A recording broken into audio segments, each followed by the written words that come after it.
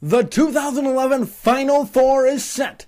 No number 1 or no number 2 seeds. I'll recap the Elite 8 weekend and look forward to the Final Four in Houston. This is the American Sports Show on YouTube. This is the American Sports Show. Now, here's your host, Teddy Yeti. Hey, what's going on, guys? Welcome to another edition of the American Sports Show. I am Teddy Yeti. The madness that is March has continued into the Final Four, and 4 teams are left in this NCAA basketball tournament. The Kentucky Wildcats, the Connecticut Huskies, the Virginia Commonwealth Rams, and the Butler Bulldogs are in this year's Final Four. Let's start first with the biggest surprise of them all, the Shaka Smart-led VCU Rams. VCU upset top-ranked Kansas on Sunday, and this Cinderella story continues. VCU was, since the start, since being selected to play in the first 4 against USC, they've been doubted ever since from the start. Many people say they did not deserve to be in the tournament, and they've made it all the way to the Final Four, beating the team that a lot of people had going to the championship and winning, the Kansas Jayhawks, including myself.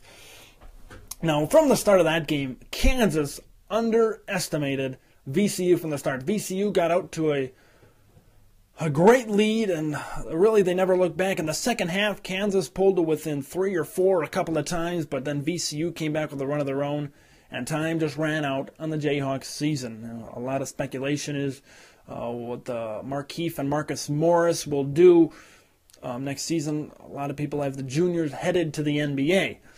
But the story here is Shaka Smart and VCU. Man, Shaka Smart has done a great job leading this team to the Final Four. And Shaka Smart, I'm sure, will get plenty of calls from schools like Tennessee and other coaches that are looking for head coaches in college basketball. Who will VCU face? They'll face the Butler Bulldogs. They defeated the Florida Gators in a great Elite 8 game. Butler just continues to win. Shelvin Mack, Matt Howard lead that team to another victory. And another hot coaching name, Brad Stevens, who signed a contract extension last year, leads the Butler Bulldogs to victory. I give credit to Florida. Florida stayed in it, but Butler just has turned it on here in this NCAA tournament. The Horizon League champs, I think, are now a perennial, I wouldn't say a perennial power, but they're a power in college basketball and to be recognized. And Brad Stevens has just done a tremendous job with this Indianapolis, Indiana-based team. And Butler just continues to get better and better. So Butler will play VCU. And on the other end of the bracket, in the Elite 8, it was Arizona and UConn. It came down to the final seconds. Derek Williams and Jamel Horn couldn't put in a 3 when Arizona was trailing by 2 on the last possession of the game.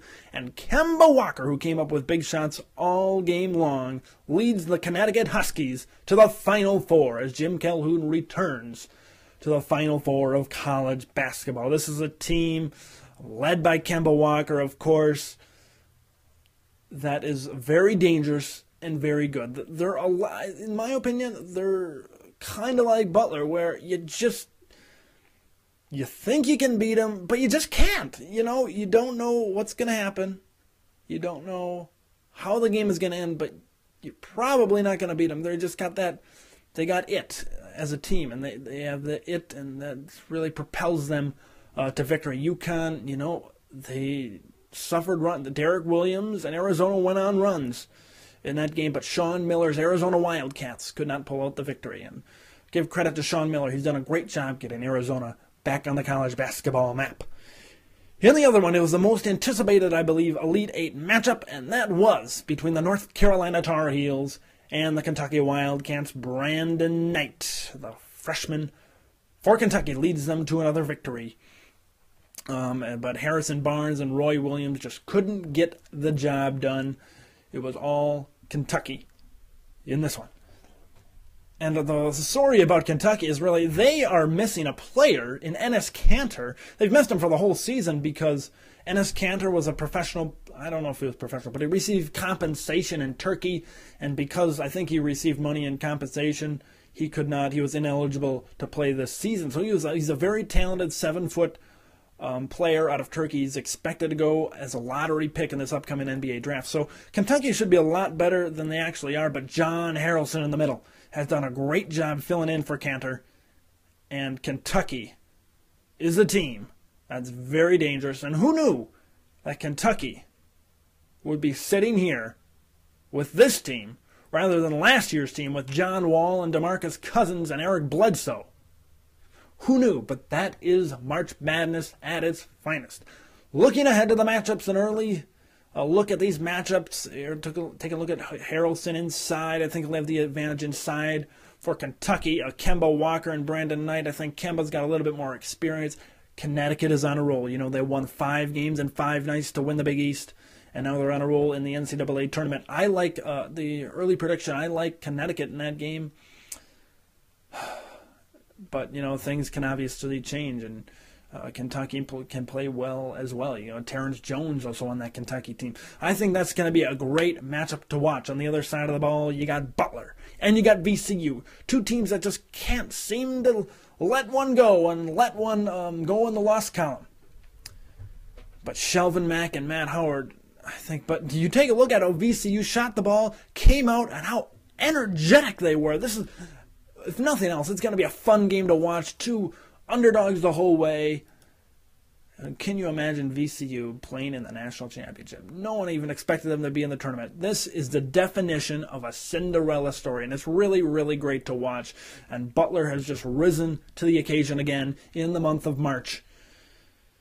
And it's going to be great to watch these 2 matchups. But Matt Howard, I think he's got a little bit of an edge inside. He can go inside and out. He can shoot that 3 ball as well. VCU, they've got a lot of energy. They can play well in transition, shoot the outside shot. So it'll be very interesting to see in this one. But quick predictions right here. Butler, I got winning. UConn, I got winning. And I got UConn winning the national championship as of right now. Probably come out with another prediction video as the games get closer. But this has been the American Sports Show. You can follow us on Twitter, twitter.com/US_sports_show. And thanks for watching another edition of the American Sports Show here on YouTube.